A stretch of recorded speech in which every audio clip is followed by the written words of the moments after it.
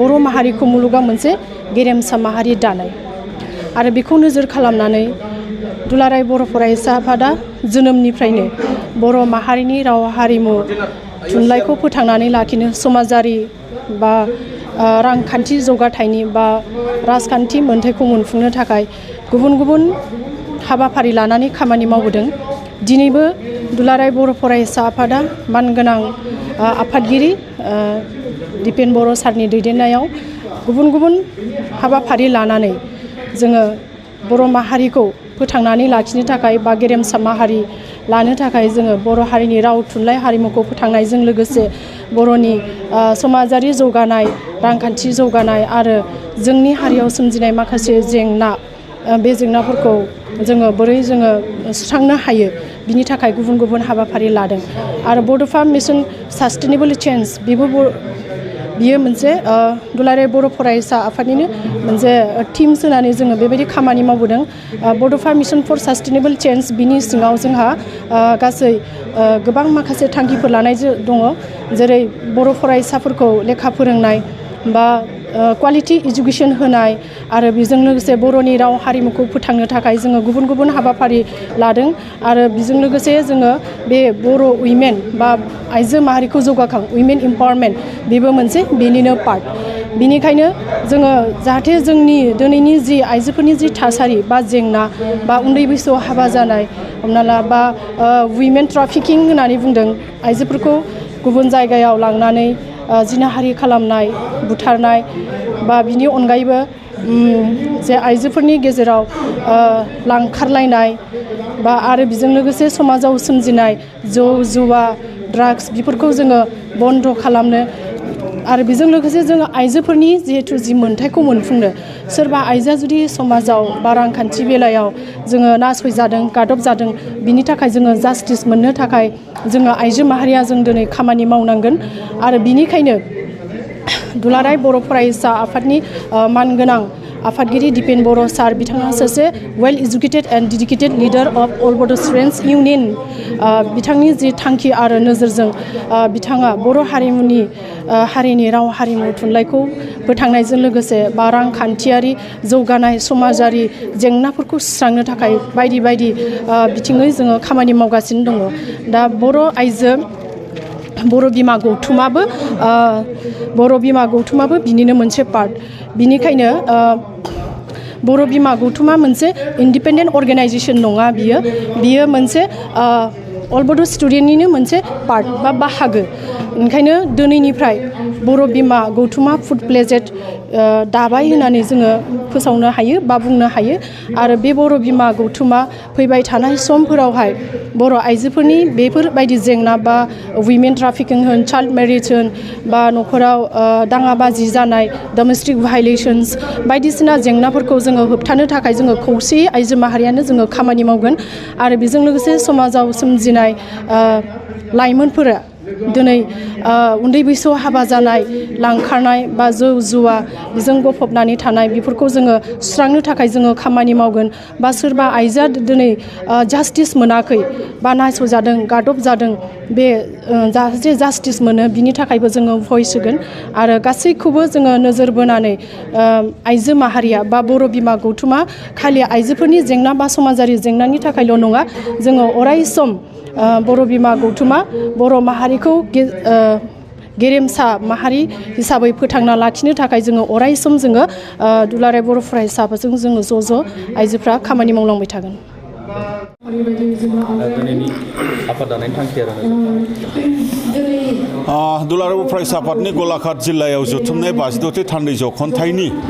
थान्दै मेलनि गेजेरजों दुलाराय बर' फरायसा आफादा बर' बिमा गौथुमखौ माने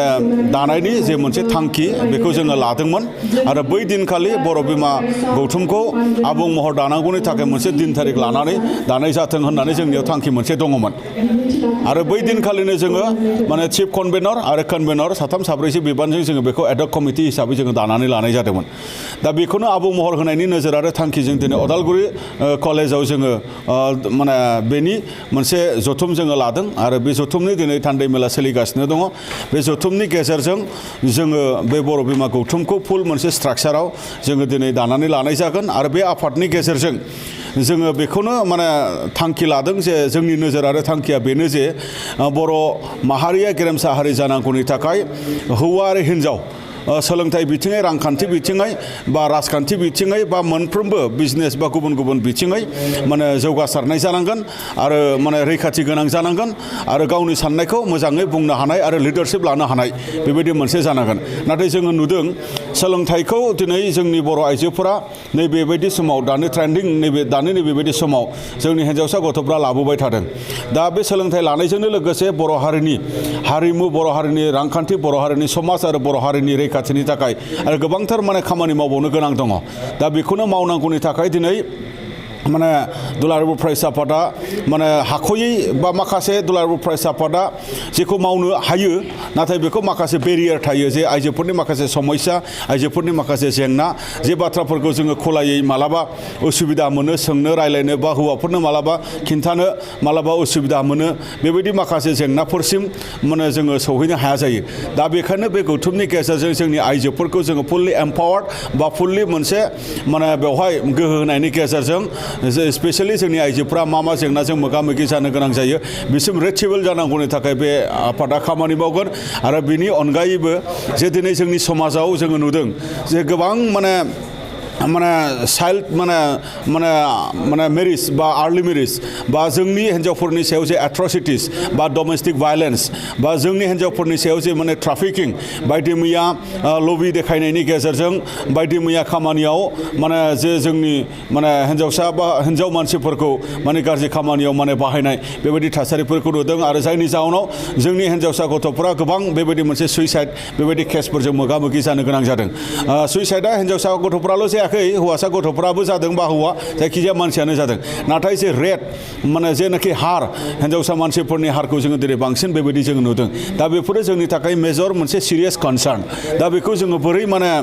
गैया खालामनो बेफोरखौनो जोङो खामानि मावनो थाखाय जोङो बे मोनसे आफादखौ जोङो सानदों आरो बिनि अनगायैबो जोंहा बड'फा गोजोनथाय सोलायनाय मावथांखि दङ बे मावथांखिनि गेजेरजों जोङो आइजोफोरनि जौगानाय आइजो रांखान्थि जौगानाय आइजो सोलोंथाइ जौगानाय आइजोफोरनि माने संबिजिरारि मोन्थाय मोननाय बा आइजोफोरनि जिखिनि मोनसे गासिबो बिथिङाव माने लिडारशिप लानाय बा पार्टिसिपेसन लानाय बेखौ जोङो बोरै एवेयार खालामनायनि गेजेरजों मटिभेसन खालामनायनि गेजेरजों काउन्सिलिं खालामनायनि गेजेरजों जोङो बिथांमोनखौ गोजौ फारसे नारखोहरनो हायो बा लांनो हायो बे बिथिङै खामानि मावनो थाखाय बे आइजो माने बिमा गौथुमखौहाय बर' बिमा गौथुमखौहाय जोङो दानानै लानाय जादों बे बर' बिमा गौथुमा दुलाराय बर' फरायसा आफादनि थांखि आरो नोजोरजोंनो गोरोबनानै खामानि मावगोन दुलाराय बर' फरायसा आफादनि आइडिय'लजि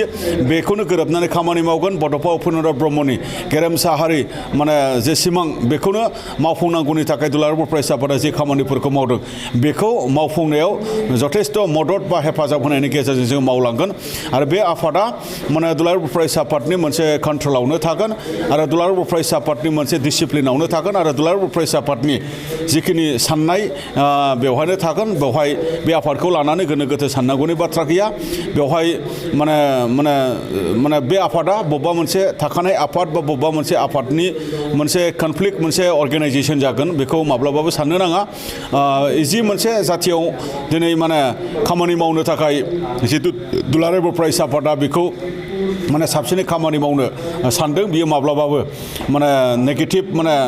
रिजाल्ट जानाय नङा जोङो सानदों आरो दुलाराय बर' फरायसा आफादा जे खामानिखौ मावदों थांनाय समाव मोजांखौनो मावबोदों दैदेनगिरिया जेखि जाया मानो आरो दिनैनि बिबानगिरिफोराबो माब्लाबाबो बर' हारिनि खहानि थाखाय बा बर' हारिनि माने बायफ्लेनायनि थाखाय माब्लाबाबो खामानि मावनाय नङा इउनिटिनि थाखाय खौसेथिनि थाखाय आरो हारिनि जौगानायनि थाखायनो खामानि मावगोन गतिके बयनिबो मदद आरो हेफाजाबनि गेजेरजों बे आफादनि गेजेरजों जे जोंनि आइजोफोरनि जेंना सुस्रांनाय आरो आइजोफोरनि जौगानायनि थाखाय जिखिनि बिथिं खामानि मावनांगौ बयनिबो मददनि गेजेरजों बे आफादा